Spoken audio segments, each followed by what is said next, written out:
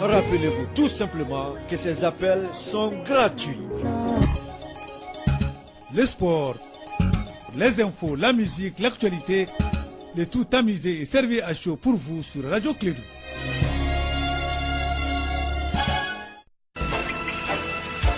Radio Clédou, le journal avec Sotelma Malitel. Mesdames et messieurs, fidèles auditeurs, à une condition de Clédou et de la matinale, bonjour, bienvenue et bon réveil. Agréable chance à vous tous et très bonne écoute radiophonique. Nous sommes aujourd'hui, mesdames et messieurs, le 28e jour du dernier mois de l'année, le 12e mois de l'année. Dans ce cas, nous sommes au 362e jour de l'année. Bakary Cissé, on est en train d'entrer doucement 2017 et 2018 s'ouvre à nous. Espérons que 2018 sera la meilleure des années pour le Mali et pour nous-mêmes. Bienvenue à toi, je te donne la parole. Alors donc à Blandan, on va anticiper donc pour présenter nos vœux, donc de meilleure santé, prospérité, donc et surtout de sécurité pour notre pays à tous les citoyens. Bienvenue à cette édition, la première de Clédou Info. Dans ce journal, nous parlerons également de culture avec le festival Sous le Niger qui va retrouver son site initial, c'est-à-dire sous le guet Ousmane Djiri de Ségou en faveur de la 14e édition prévue du 1er au 4 février prochain. Et puis les grandes artères de la ville de Bamako s'illuminent en cette fin d'année. C'est un projet de la mairie du district de Bamako en partenariat avec Dana Group, Bamako Ville Lumière. Le projet a été lancé hier. Nous parlerons également de la marche des personnes handicapées. C'était hier. Quelques associations de personnes handicapées donc se rassemblent devant le ministère du Travail pour réclamer leurs droits. Dans ce journal, le ministre Yara Rakital, ministre du Travail et de la fonction publique, nous donnera d'amples informations. C'est le titre de ce journal. Le développement dans un instant avec Bakary Cissé.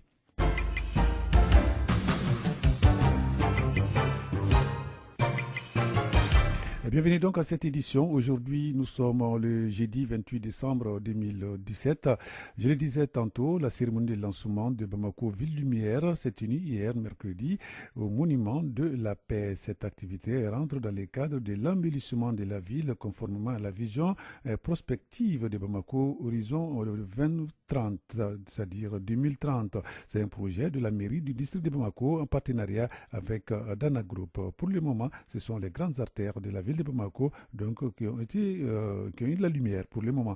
Donc nous allons écouter le maire de Bamako, Adama Sangaré, lors du lancement du projet. Les propos sont recueillis par Etienne Nyari.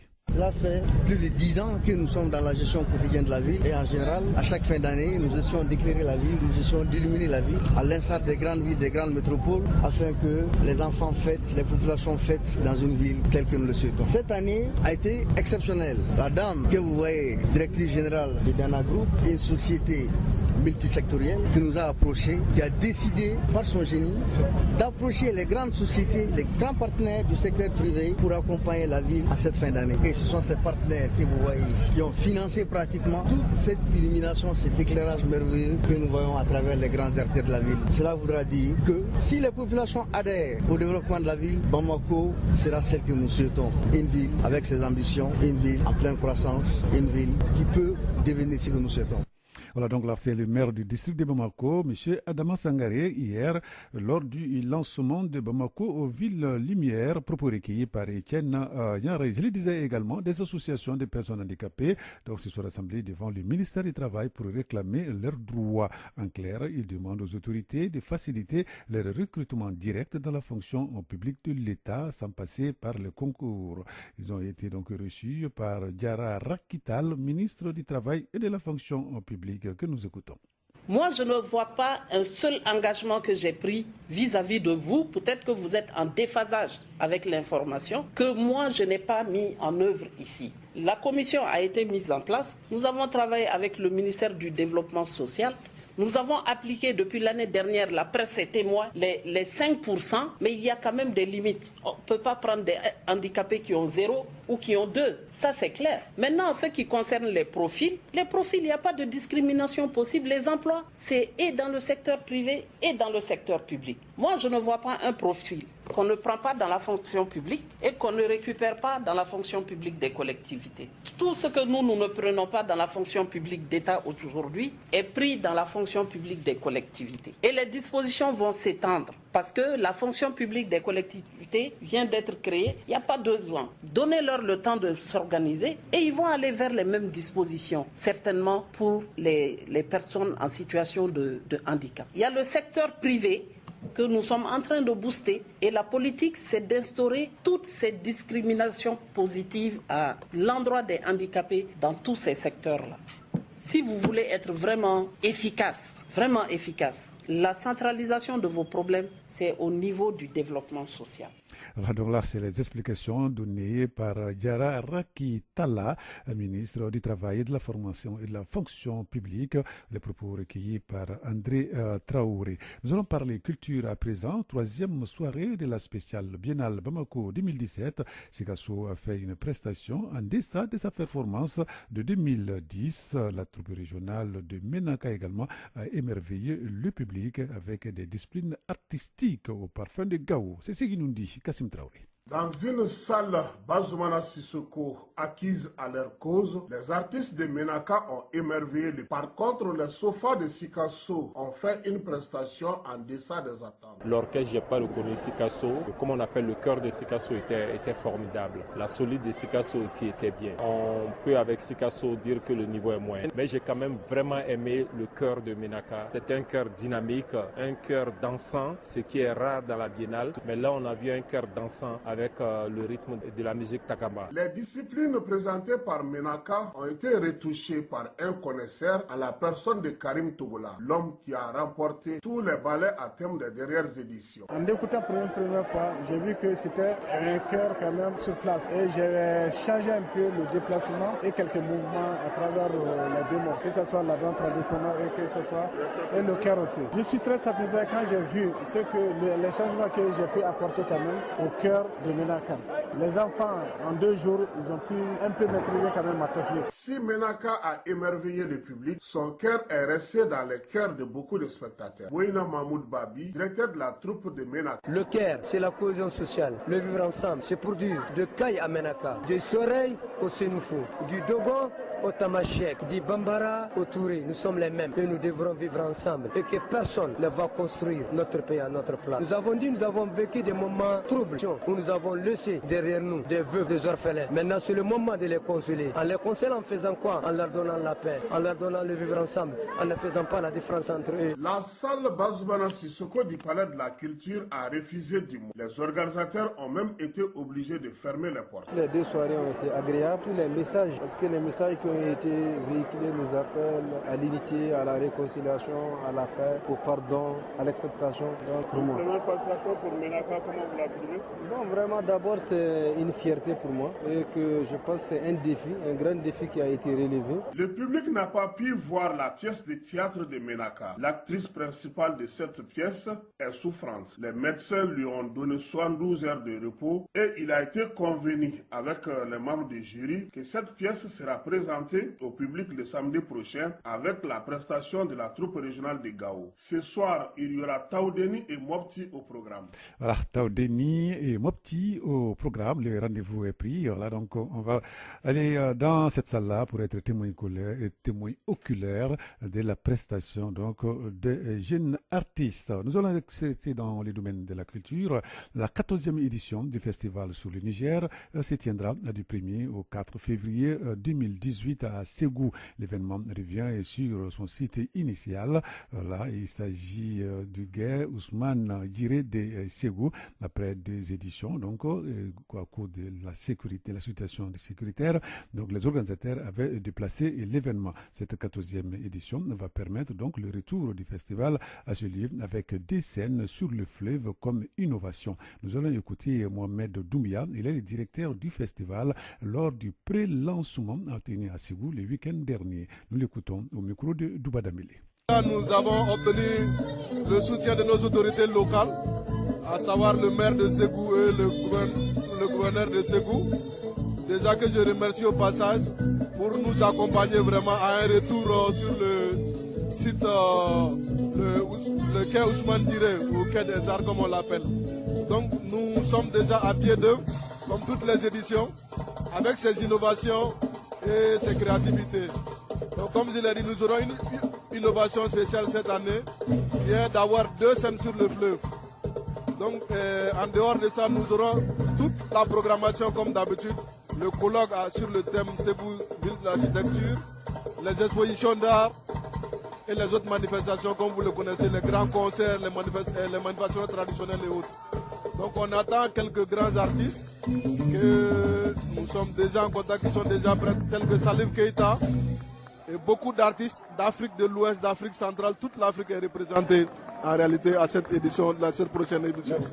Alors, merci. C'était Mohamed Doumbia, le directeur du festival, la 14e édition donc, du festival sur le Niger. Les dates à retenir du 1er au 4 février 2018 dans la capitale des Balazans. Clé de info, première édition, à 7h, passé de 11 minutes.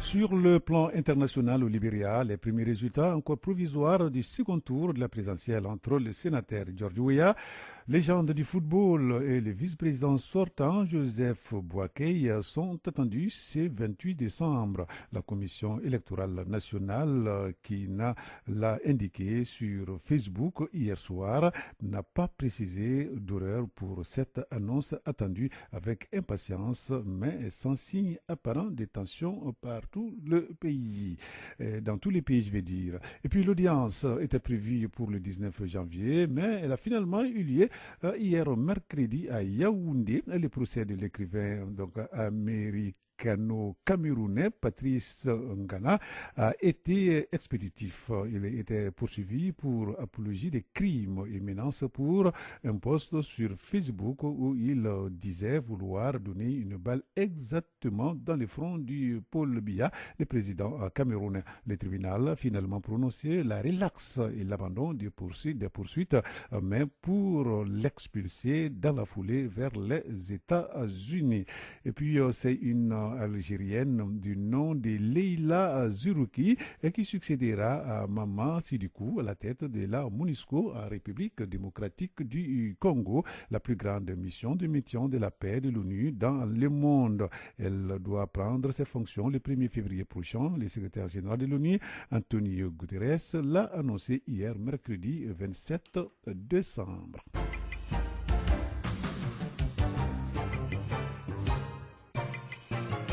Retour à Bamako, le concours d'entrée à l'école normale d'administration ENA du Mali est prévu pour ce samedi 30 décembre 2017 à Bamako. Ils sont 19 460 candidats pour 46 places. Voilà. Donc, le directeur général de l'ENA était devant la presse hier à la maison de la presse de Bamako. La transparence et la crédibilité sont les maîtres mots dans l'organisation de ce concours. En tout cas, c'est l'avis du directeur général de l'ENA, Amadou Keïta, propos recueillis par Etienne Niaré. Tantôt, on entend qu'il faut de l'argent pour passer à l'ENA, pour être admis au concours d'entrée à l'ENA. Tantôt, on dit que les directeurs auraient même reçu donc des personnes qui lui proposent de l'argent, des sommes faramineuses. J'ai beaucoup de respect pour tout ce qui s'est dit en ville, et notamment tout ce qui s'est dit dans la presse. Peut-être que ça peut dépendre aussi des sources d'information. J'ai même lu et j'ai reçu une liste du parti au pouvoir, m'intimant de faire admettre des candidats que si je ne m'exécutais pas, je serais révoqué à la fin du concours. Je vous assure que ces informations sont complètement fausses. Je n'ai jamais reçu de liste, je n'ai jamais reçu d'intimidation venant de qui que ce soit. Alors c'est pourquoi nous avons estimé important, très utile donc de vous rencontrer pour vous donner la vraie information et montrer qu'à l'ENA nous n'avons rien à cacher et surtout que nous sommes animés d'une seule volonté. Nous n'avons pas 36 000 soucis, nous avons un seul souci, mes collaborateurs et moi, l'ensemble du personnel et moi, c'est vraiment de faire en sorte que les concours que nous organisons puissent être totalement crédibles et surtout et aussi d'assurer la sincérité la plus totale possible aux résultats qui vont sortir de ces concours. C'est extrêmement important. Je l'ai dit, je ne suis pas un homme politique, mais j'ai dit, c'est par conviction. Je pense que la création de l'ENA a suscité un espoir. Et cet espoir, beaucoup l'ont dit. Cet espoir, c'est de voir, comme certains l'ont dit, des fils de pauvres être admis et pouvoir devenir au cadre de ces pays. C'est ça aussi notre souci. Voilà, donc là, propos recueillis par Étienne Niaré. Avant donc de parler de la couleur du temps, la problématique de l'insertion professionnelle des diplômés dans les marchés du travail, tel est le thème de la 10e édition de la journée scientifique organisée hier au Conseil national du patronat du Mali par l'Observatoire national de l'emploi ONEF. La journée vise à créer des opportunités d'emploi pour les jeunes diplômés au Mali. Voilà, les détails, ça sera dans notre édition de 13h avec Boubacar Diallo. Il est le directeur général de l'ONEF. Il sera interrogé par André Traoré. C'est la fin de cette édition. Avant de nous séparer, voici la prévision météorologique du 27 au 28 décembre 2017. Situation synoptique générale. Le ciel sera clair à peu nuagé sur l'ensemble du pays. Les vents seront de direction nord-est d'intensité faible à modérée sur l'ensemble du pays. La visibilité sera moyennement réduite par la poussière en suspension dans les régions de Kaï, Sigasso, Mopti, Tombouctou, Gao, Kidal, Menaka et Taoudéni. Légèrement dans celle de Koulikoro et Ségou. Les températures seront en légère hausse au sud et stationnaires dans la partie nord du pays, notamment à Mopti, à Tombouctou, à Gao, à Kidal, à Menaka et à Taoudéni. Ici à Bamako et environ, le ciel sera clair à peu nuagé. Les vents seront de direction nord-est d'intensité faible à modérée. La visibilité sera légèrement affectée par la poussière en suspension. Les températures maximales et minimales prévues pour la journée d'aujourd'hui sont respectivement de 32 degrés et de 18 degrés. À midi à Bamako, il fera 27 degrés. Le soleil s'est levé à 6h52 et le soleil va se coucher sur Bamako à 18h14. Voilà, c'est tout pour cette édition. Merci de l'avoir suivi. Il est exactement 7h, passé de 17 minutes dans notre studio. Présentation de l'édition Bakary Sissi, mise en onde Abdoulaye Andane.